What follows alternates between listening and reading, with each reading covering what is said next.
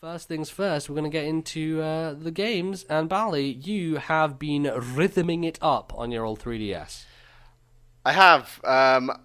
This is another game from the Nintendo Humble Bundle. As we both slowly plow our way through all Yeah, these titles. was that back in spring?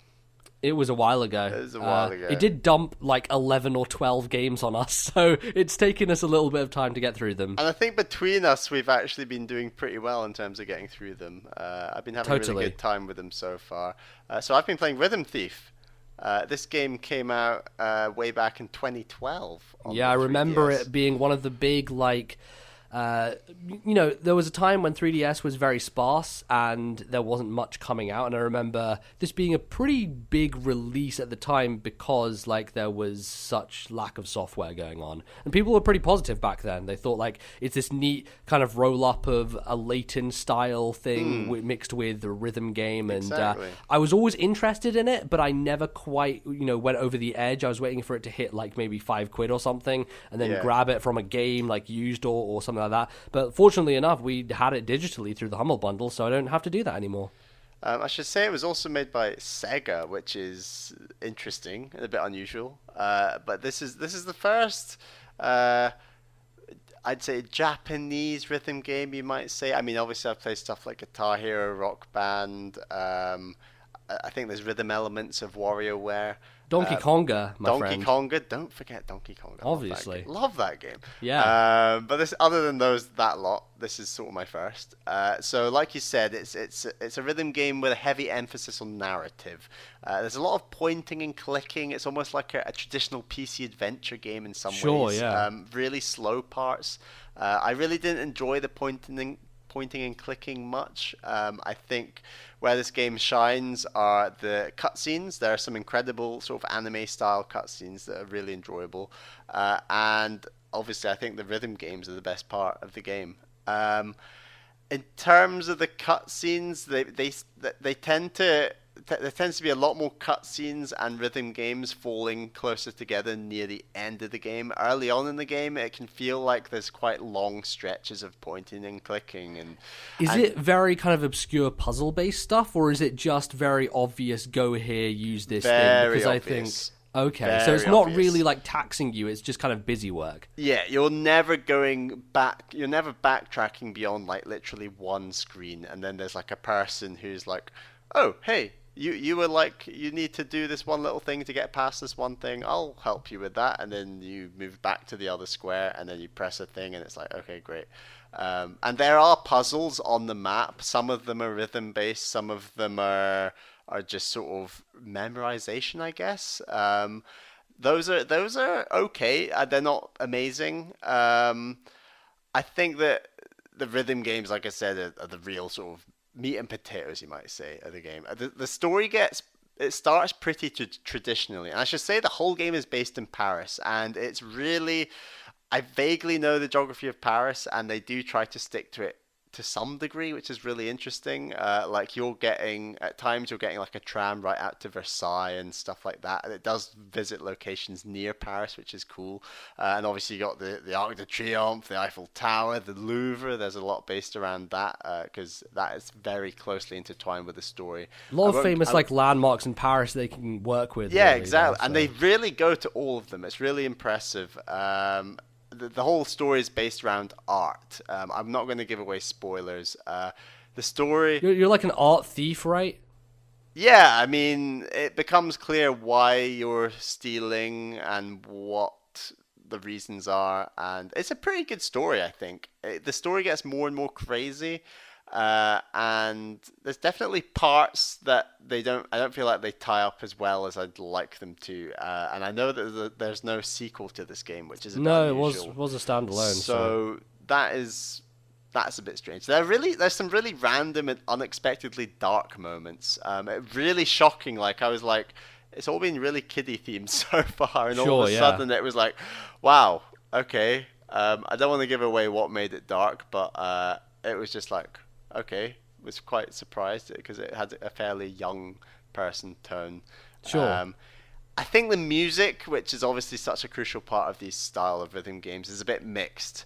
Some of the classical music is incredible. And it sounds weird me saying that. I'm not a massive classical music fan, to be honest, and I don't know the names of these songs, but there are some real genuine classics on there that everyone will have heard of, that you have to nail. You got old Beethoven's and friends. Exactly. So and the rhythm games are so varied. So there's a lot of violin, and the violin mini game is very simple. You're literally dragging your bow left and right, or sliding your stylus along the touchscreen. And I should say that the rhythm games are mixed between. They use all aspects of the DS, other than the mic, thank God.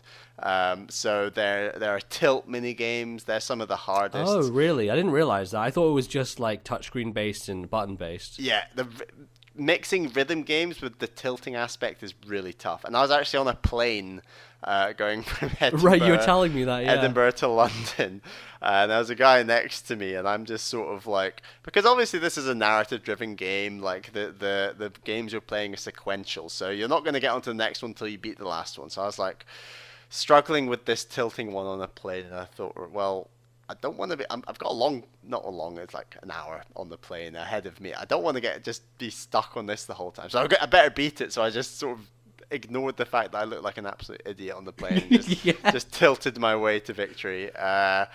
So yeah, the games are maybe better which are using, the buttons, and certainly it's nice that as you near the end of the game, some of the hardest mini games, rhythm games, are button based, which is great. They don't throw like an extraordinarily difficult touch screen rhythm game right on the final boss or something. They stay well clear of that. It doesn't those games near the end of the game that involved the stylus, in my view, were considerably easier than the button-based ones. It's like they knew that the buttons were just better for feedback and better for rhythm games in general, and therefore they just made those games harder, which is quite cool.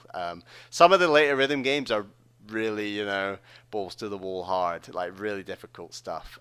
But none of them took me more than like maybe 3 or 4 attempts, and also you collect coins throughout the game, and just before playing each rhythm game, you can spend coins to make the game easier in different ways. So you can make that's interesting. You can make it harder for you to die, like harder for you to miss beats.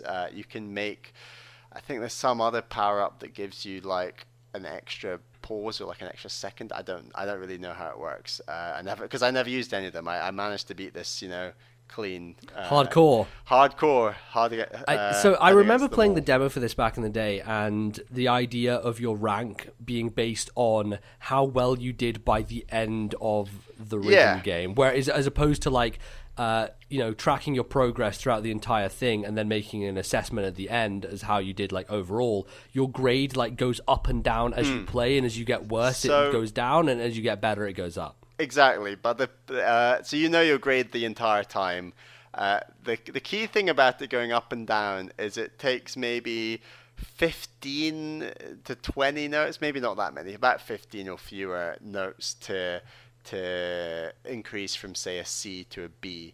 But you can literally miss maybe 2 or 3 notes or beats and or button presses, as it were, and you will drop straight back down to a lower rank. So it's quite really unforgiving brutal. then. It's very unforgiving, and especially in those later, tougher, faster rhythm games. I was sitting happy at like A+ rank for most of the game, and most of the rhythm game, and then the final sequence of beats comes, and all of a sudden the game's finished, and you have to retry. Go ahead. So we were talking about Rhythm Heaven when you played a little bit at Gamescom, and you were saying, I was asking you basically about how when Jeff Gerstmann did the quick look, he could close his eyes and be able to still keep on beat and do the minigame without having to rely on the visuals. Would you say that that's a thing you could do with Rhythm Thief, or is it much tougher? Is it more reliant on watching the screen at the same time?